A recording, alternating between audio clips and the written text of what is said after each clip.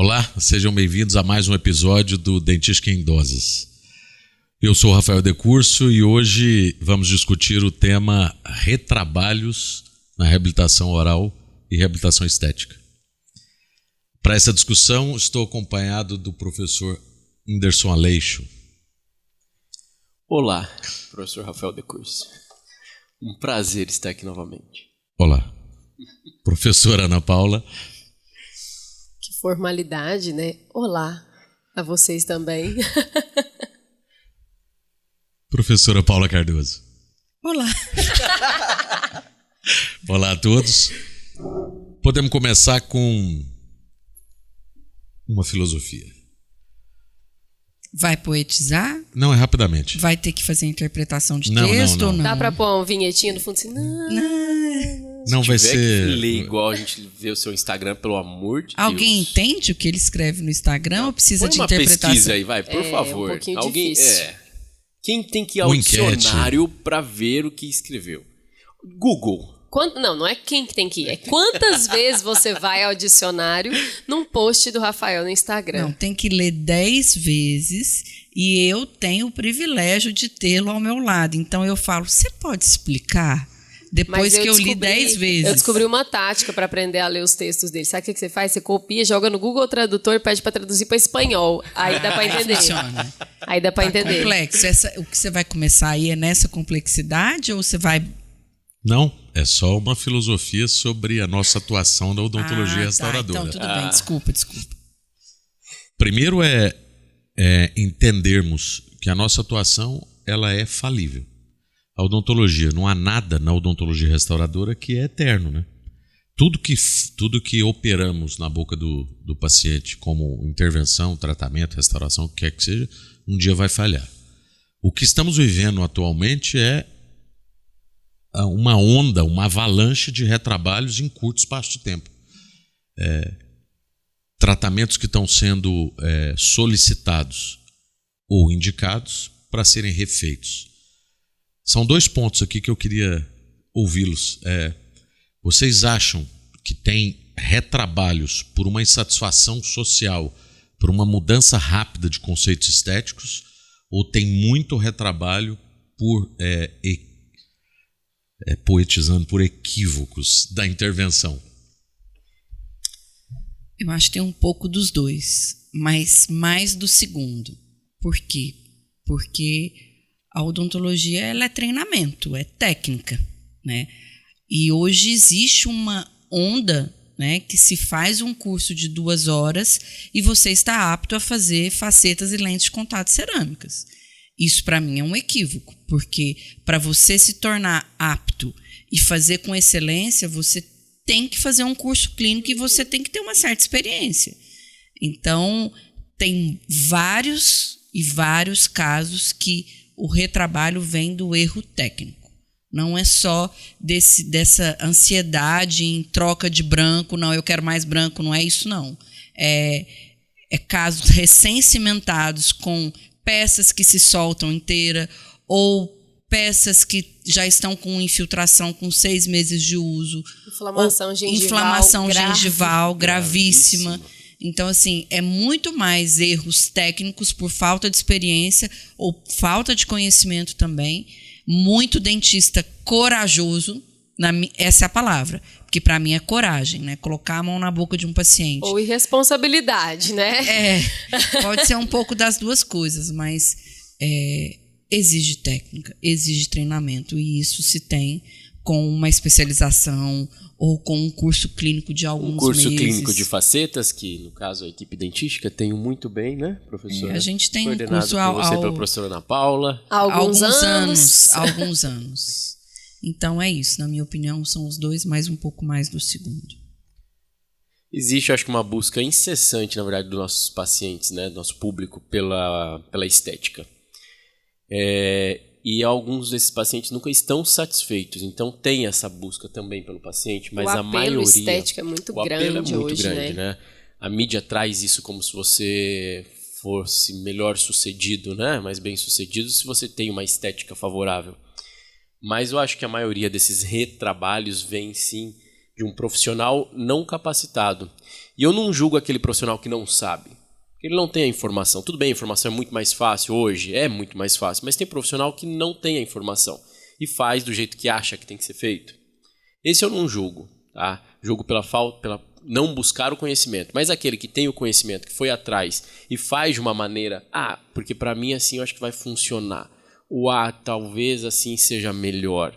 Esse profissional eu acho que realmente tende a ter mais falhas, né? Então, mais retrabalhos, vamos dizer assim. E me desculpe, mas soltar uma peça é um erro grave, né? Soltar não é uma coisa peça normal. Primário também, né? Poxa. É complicado. Eu vejo hoje, assim, uma ansiedade muito grande, né, em todo mundo, de querer crescer, de querer ser bem-sucedido, de querer fazer de tudo o quanto antes, o mais rápido possível. De chegar de helicóptero no consultório. De ter seu consultório top, de estacionar numa Porsche. E não é assim, a vida é construção, né? Tudo tem um passo a passo, tudo tem um crescimento, um perfil de crescimento, né? E a gente vê, assim, recém-formada, a pessoa colocou grau ontem, mete no perfil lá, facetas cerâmicas. Oi! Você nem podia fazer curso clínico de faceta cerâmica na graduação, como assim você sabe fazer? Então, é uma ansiedade muito louca das pessoas de quererem fazer, né? E aí acabam fazendo coisas mal feitas. Especialista em facetas cerâmicas. Especialista em facetas de resina premium. Isso é preocupante, né? Isso que você está trazendo, Ana, porque quantos jovens estão saindo da faculdade tendo como referência essa odontologia, né? Essa odontologia que imediatista, né? Que acha que você vai ser bem sucedido em 6 meses. Eu brinquei do helicóptero, eu brinquei da Porsche, porque hoje as postagens trazem isso, né? Os dentistas bem-sucedidos chegando de helicóptero para atender no seu consultório. Posta que comprou uma BMW, comprou não sei o quê. Desculpa, isso pode até acontecer e parabéns para a pessoa que conseguiu, mas isso ser uma meta de felicidade, isso ser uma meta de vida, isso é consequência de um trabalho árduo, de um trabalho de horas de mocho, anos, se não for uma vida inteira. Né? Que é o principal, né? O principal é você se dedicar, você trabalhar, né? Me preocupa, porque os jovens estão vindo para o mercado muito equivocados com essa odontologia que, na minha opinião, não é a realidade.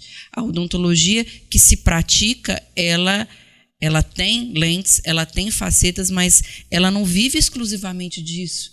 Ela vive de uma restauração posterior, uma indireta posterior, uma limpeza, outras coisas. Os estagiários que vão nos nossos consultórios, eles veem isso, né? Porque eles veem, não, professor, eu vim porque eu quero te acompanhar nos casos de facetas. Eu falo, olha, facetas não é todo dia. Não é o dia inteiro. Facetas são casos que vêm aqui. A gente faz outras coisas que são realmente o dia a dia.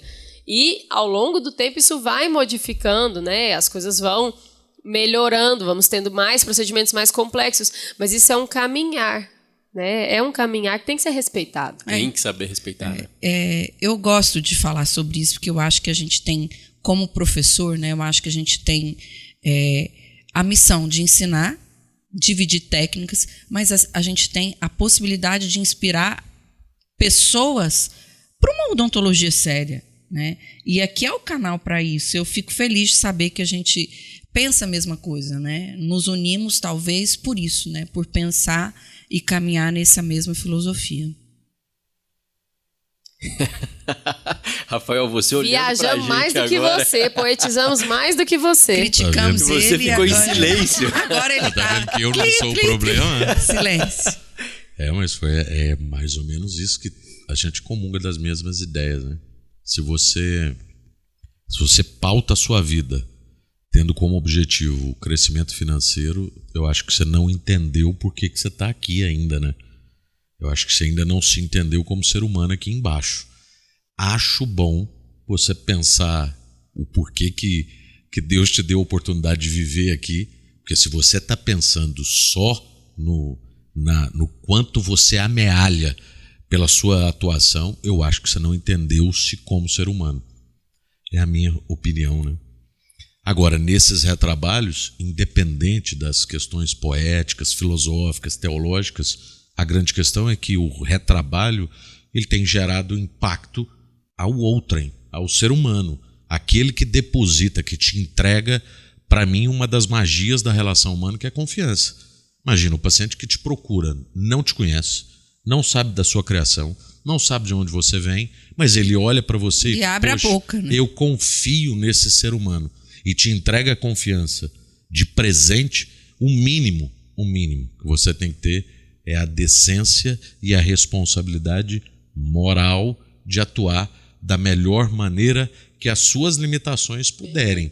Porque a odontologia irresponsável tem produzido uma série de retrabalhos e consequências, né? Vocês citaram algumas delas aí. Uma delas, se a gente for excluir a reabilitação oral, falarmos só sobre facetas cerâmicas, uma delas que me vem de maneira bastante preocupante, aliás, duas, é nível de desgaste e a consequência do retrabalho sobre isso, e a agressão aos tecidos biológicos periodontais, né? O que vocês podem falar sobre isso, para a gente poder despertar essa discussão também? Porque a gente recebe casos e casos e casos, e por Deus, a gente comete erros, mas nenhum deles de intenção. Erros porque naquele dia, por algum acaso do destino, não estávamos bem, somos falíveis, mas a sistematização do erro agredindo o ser humano, isso é nefasto para a sua própria prática clínica. E o erro técnico, vamos dizer assim, né? Só erra quem faz. Né? Então, igual os alunos que vêm, que buscam os estagiários, essas coisas, a gente já errou também, né? A gente erra, é normal, né? Processo de evolução isso daí, mas você tem que aprender com o seu erro. O que eu fiz de errado para isso acontecer, né? E eu vejo também em relação ao que você falou, professor, a moda de não preparar, né? Então aí não prepara, mas eu tenho uma peça, eu tenho um laminado com muito volume, né? Isso vai agredir o tecido. Então, conversando até com alguns radiologistas, donos de clínicas radiológicas, a tomografia hoje, né? Um exame de imagem. O grau de reabsorção óssea por causa de excesso de volume de facetas. Então, precisa ser respeitado os tecidos, né? Precisa entender onde você está trabalhando, para daí você não ter esse tipo de problemas que é um problema, assim, vamos dizer, primário, porque você precisa respeitar aquele espaço. A gente aprende na faculdade, né, a respeitar aquele espaço ali do tecido periodontal, porque ele vai sim se sentir agredido, vai ter inflamação. Ele vai te responder de alguma forma, qualquer restauração, na faceta não pode ser diferente. Não pode ser diferente. Isso. Na verdade, nós temos dois lados, né? Essa odontologia minimamente invasiva, não se faz preparo, onde você acaba tendo que criar um volume e altera-se o perfil de emergência. Eu brincava que quando o Rafael tinha 45 quilos a mais, era a barriga do Rafael. Mas agora eu não posso dizer isso, porque você está magro, lindo e maravilhoso. Ui. Então, o perfil de emergência dele está perfeito. Momento fofura veio, tá vendo? Não foi momento DR. Agora, esse perfil de emergência é como se você tivesse um dente barrigudo mesmo. E aí você altera e vai causar também um problema gengival. Então, esse não preparo nem sempre é possível. Não preparo, ok. Vai, editando. Esse não preparo, ele é um outro assunto, né? Que a gente tem que dedicar um podcast só para ele. Porque é uma exceção. E o que está acontecendo o paciente vê na televisão, vê na internet, zero preparo. E vai e exige para o dentista isso. Não é o paciente que decide. E aí está gerando toda essa iatrogenia e muitas vezes retrabalhos, né? Mas também tem o contrário, tem o inverso.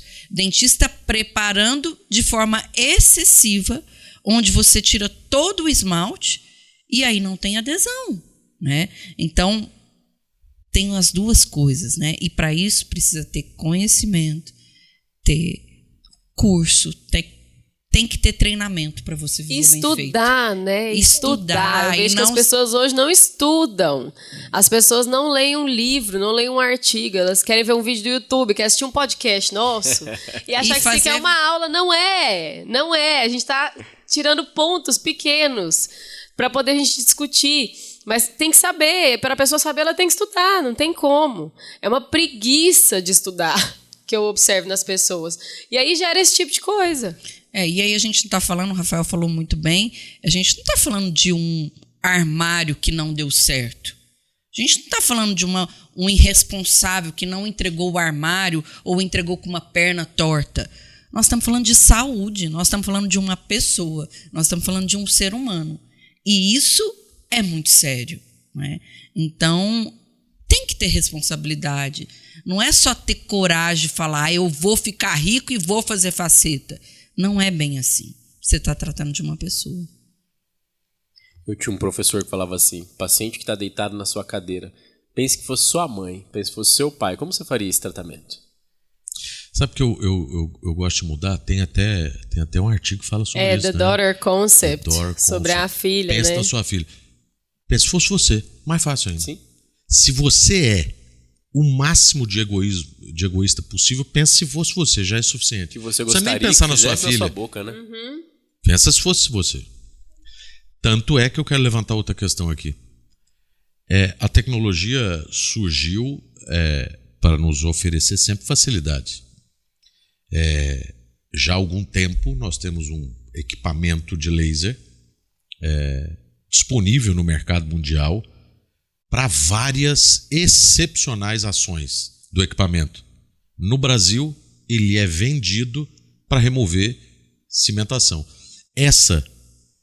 A própria indústria e o mercado, por exemplo, europeu, não entende que um equipamento como esse, de altíssima tecnologia, caro, que ele é vendido aqui, sendo que esta função do equipamento é a menor das vantagens, ele é vendido no Brasil como para remover faceta. É o mote. Tanto é que a gente, todos que têm, acabam publicitando isso.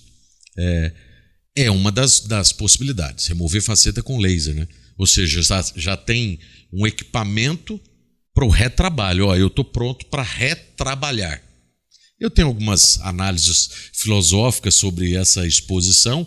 Não vem ao caso a minha opinião filosófica sobre isso, mas o que nós temos hoje, principalmente você, Paula, que tem experiência no uso do laser para facilitar. De fato facilita e quais são as considerações? Porque vende-se a ideia de que usa o laser e tira fácil. Mas quais são as consequências ou as limitações para isso? Na verdade, por que o laser no Brasil tem esse laser hérbil que tem inúmeras possibilidades, aqui no Brasil é para retrabalho? Porque tem muito retrabalho, né? Muito retrabalho vem do assunto que a gente acabou de falar de erros técnicos primários. Mas o laser hérbil, ele tem uma excelente abrangência, vai desde a sensibilidade, que pode ser tratada com laser hérbil, até a descontaminação de implante. Ou seja, ele é amplo, mas uso no meu consultório para remover facetas, né? É o assunto que nós estamos falando. E vende-se, né, essa possibilidade de que você aplica o laser e com 30 segundos a faceta sai ou a lente sai. Isso depende. Depende principalmente da espessura e também depende se é uma lente que é passiva, só cimentada, ou se ela envolve proximais. Porque quando envolve proximais, você tem um eixo de inserção e ela é mais retentiva, né? Então, na verdade, você vai ter um pouquinho mais de dificuldade, não sai com tanta facilidade assim.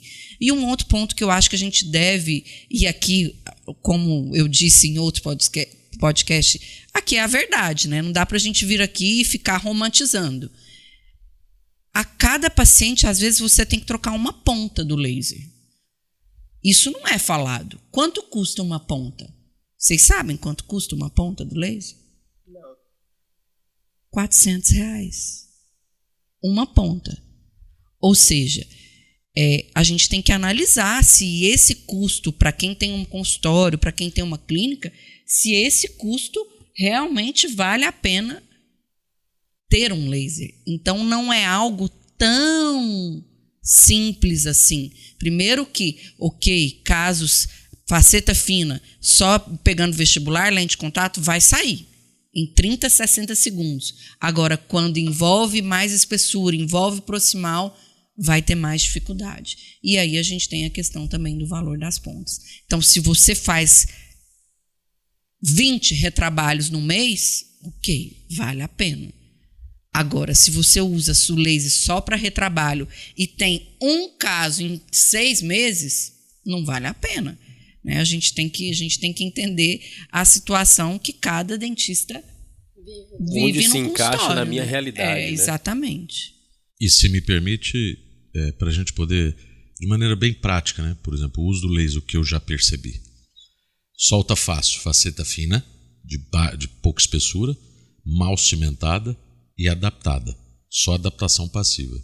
Faceta com grande preparo, faceta espessa e faceta com opacidade tem mais tempo de uso do laser. E uma das consequências que eu vi, que me permita para os próximos episódios do assunto retrabalho, o laser busca água, né? Sim, exatamente. Se é cimentado em dentina, ele vai destruir a camada superficial, induzindo um repreparo desse dente, que é outra poesia. Tira com laser e não reprepara. Isso não é fato. Me permitam para os próximos episódios. Termina hoje. Termina agora o episódio. Já? Já? Acabou. Meu Deus, como a gente tem falado. A gente fala Olha muito, para a câmera né? e termina o episódio. Tchau, até o próximo. Tchau. Tchau.